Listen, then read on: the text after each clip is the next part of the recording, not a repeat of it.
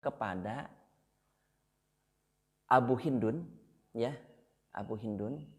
Kemudian itu para pembekam-pembekam Rasulullah yang para pembekam-pembekam kepada Rasul, ya.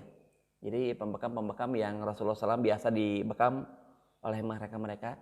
Dan Rasul itu terbiasa memberikan tanda petik upah, mukafaah. Dan ternyata variatif dari beberapa hadis-hadis yang sudah termaktub dan tertuliskan. Semisal di satu kondisi Rasulullah SAW memberikan upah 2 sok gandum. 2 sok gandum terbaik. 2 sok gandum terbaik kurang lebih sekitar harganya sekitar 2 jutaan. Masya Allah. Ya. Kemudian 2 sok kurma ajwa. 2 sok kurma ajwa sekitar 700 hingga 800 ribu rupiah. Masya Allah.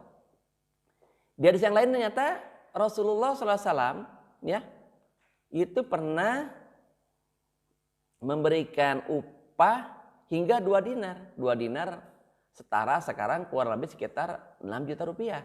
Masya Allah. Ya, ternyata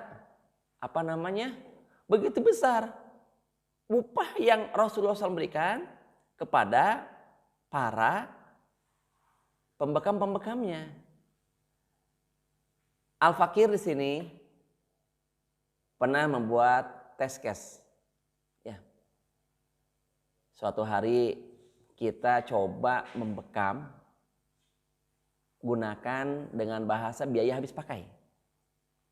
Di satu kampung di daerahnya Lindung, daerah Pajampangan, Kabupaten Sukabumi, yang dibekam ada 50 orang. 30 orang. Waktu itu 30 orang.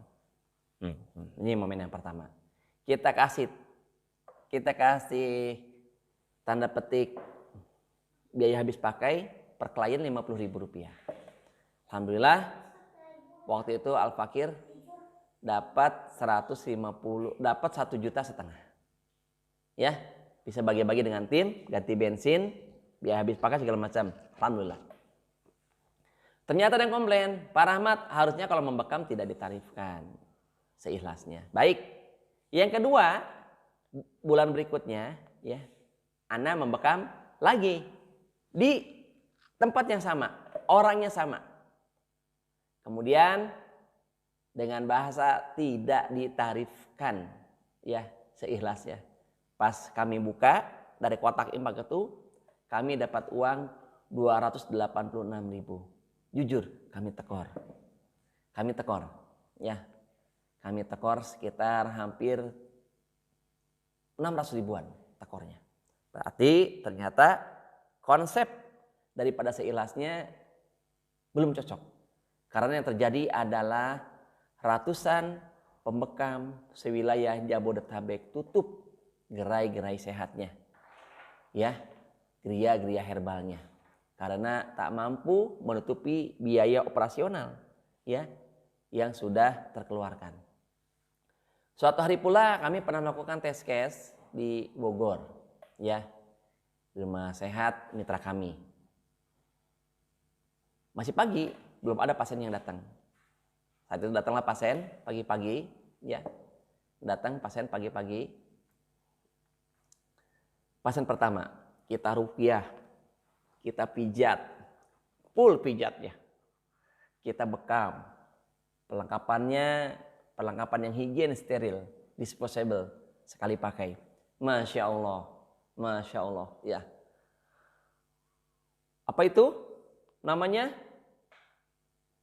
hampir 2 jam, lebih lah, 2 jam setengah, sampai klien itu selesai. Ketika selesai, dia ngasih amplop, plung, dimasukin ke kotak infak. Dia pulang, kita langsung buka, ingin tahu, ya, berapa infak yang dia berikan untuk rumah sehat kami, ya.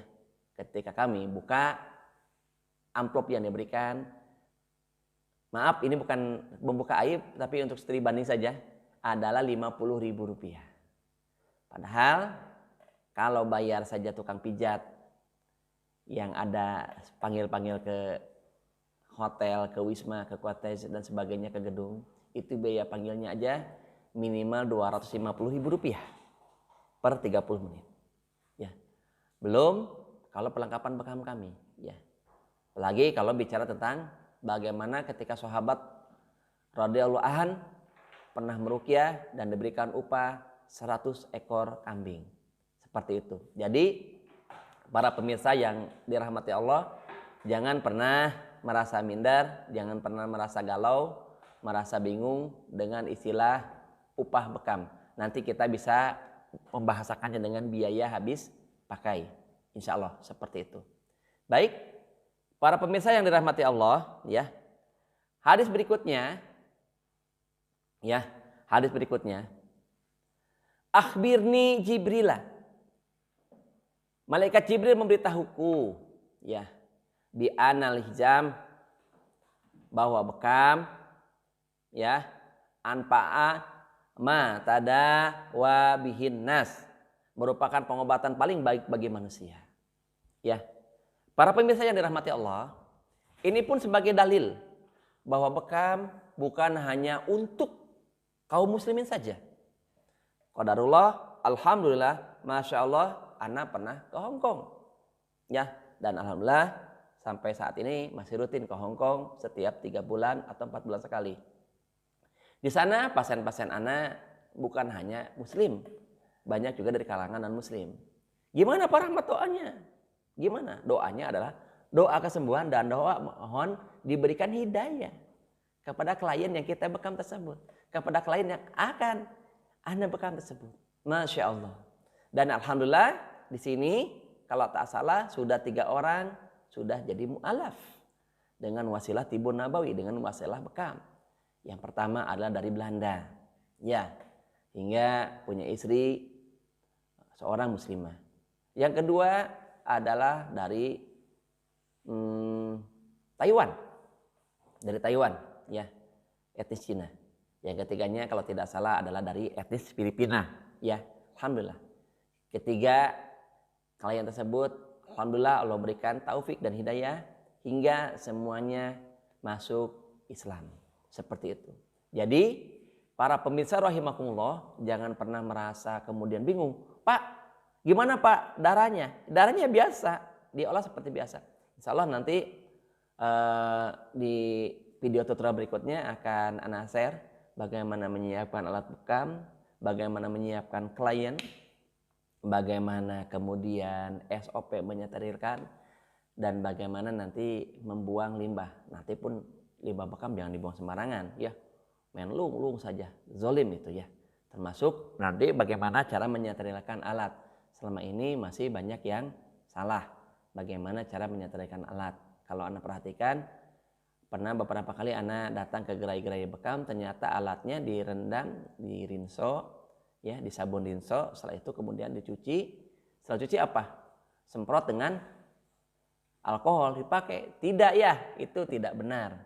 Ternyata ketika diteliti, jasa derniknya, mikrobenya, bakterinya itu ternyata masih belum mati, masih pada hidup.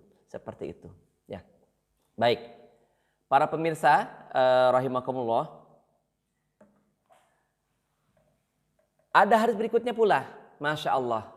Masya Allah, ya. Al-hijamat, jadi bekam, meningkatkan kecerdasan, memperkuat ingatan, dan menambah daya hafal bagi para penghafal, ya. Masya Allah.